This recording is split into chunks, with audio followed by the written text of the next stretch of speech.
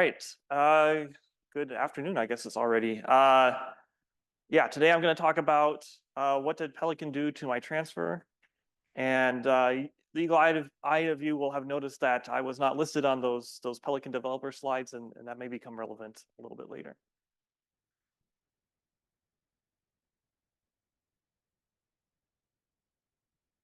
There we go, got it. So just real briefly, a day in the life of an OS pool user. Might submit a batch of jobs that use the OSDF plugin.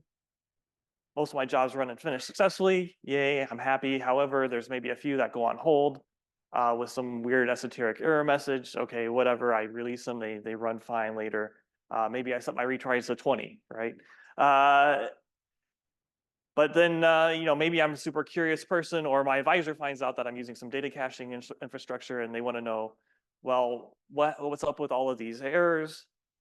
And why did you have to sit there and release them? And then who has access to my data now? So the Pelican developers have added a bunch of metadata to the Pelican plugin output. They've added things like the client version, the number of transfer attempts, and then for each attempt, some information that I won't go into each one of these right now. And so that's it. We're done, right? We've provided all this information to the user. Quick show of hands. How does everybody know where to go to get the output from the Pelican plugin? Cole, Todd, you don't count. Where do these data actually go? Well, surprise, this is actually an HTCSS talk now. So what did the file transfer plugin do to my transfer? So the access point actually contains the information. Some features that have been added in the last couple of releases of HT Condor have facilitated this. Just going through each of these so you know where you're at depending on what version of Condor you're using. In 10.3, we added per execution attempt history class adds optionally to the access point history files. In 23.4, these transfer plugins that I'm talking about have been able to put their class adds in the job epic history. 23.8.1, we've then added the ability to query these history files for transfer plugin adds using the Python bindings. And then coming out fairly soon in the next one or two releases, Condor Add Stash, which I'll explain a little bit about in a second, supports fetching these transfer plugin adds and putting them in something like Elasticsearch. And the take-home message from all of this is just the file transfer plugins, including the Pelican file transfer plugin, are able to admit arbitrary diagnostic data, the things that I talked about in the previous slide. And this data is stored on the access point and can be remotely queried. So if you're a user, you can see what happened. If you're an admin, you can kind of see what's happening with all the jobs. So real briefly, if you are a curious user and you want to fetch what your transfer history looks like, you can use the Condor history tool on the command line. The important bits is you want to specify that you want to get your information from the job epic adds, and then specify that the type of data that you're interested in the history is the transfer adds. So what this might look like is you give Condor history your job ID, you give it these flags that I just talked about, and then maybe add a couple other things there, and you get spit back out this add. Let's not worry about all of this right now, but you do get the information out. We'll go over this in just a second. From the Python bindings, the schedD object has this job epic history method, which also has a flag for fetching out the specific transfer adds. One thing, because this trips me up occasionally, just so people know, is that the job epic history and the history methods actually return an iterator. They don't go directly to the schedD until you actually try to consume this iterator.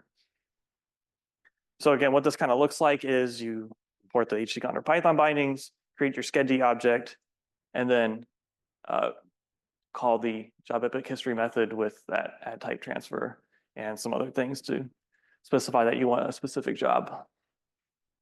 And you get spit out a class add object. So that's a big mess. Let's talk about what's actually in here. At the very top level, you have the job epoch identifying information. So this would be your job ID, which is the combination of the cluster ID and proc ID. The number of shadow starts. To be clear, a job epoch is defined by a condor shadow having started, and then the write date for that for the ad into the job epoch history file. And then you can dig down a little bit deeper. All of the plugins are going to output either an input plugin result list or output plugin result list. And this is going to be a list of class ads. In this case, there's just one, a list of nested class ads. In this case, there's just one. And they all have, pretty much all have at least these, this information. What kind of transfer it was it an upload or a download? When did it start? When did it end? What protocol are you using? What was the URL that was being fetched or being pushed to? And then, as I was saying before, now we can actually add arbitrary diagnostic data to these ads. And this comes in the form of this developer data, yet another nested class ad here. And specifically for Pelican, since this is in the Pelican session, we add things like I put in the very first slide, Pelican version, the number of attempts that was taken by the Pelican plugin. And then per attempt, you get all of these things like the endpoint that was contacted. Usually this is a cache. This maybe the server that was running at the cache, and so on.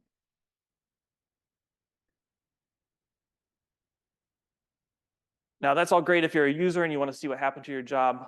For the admins here that are kind of interested in what's going on with transfers and sort of in bulk on their access points, I want to point you to the Condor Ad Stash utility as a potential helpful tool here. Condor Ad Stash is, again, a tool that fetches job information, job class ads, and converts them to JSON, and then optionally pushes them to a search engine like Elasticsearch or OpenSearch. And one thing that I've specifically added to Condor Ad Stash for these transfer ads is that developer data is actually broken down into separate docs, which makes it a lot easier to search through than having to try to manage doing searches on nested class ads or nested JSON objects. So this is coming soon to be released in HT Condor. If you're interested in trying this out now, please contact me. I can give you a container image that you could try using today, but of course that is full of all the caveats that there's bugs in there.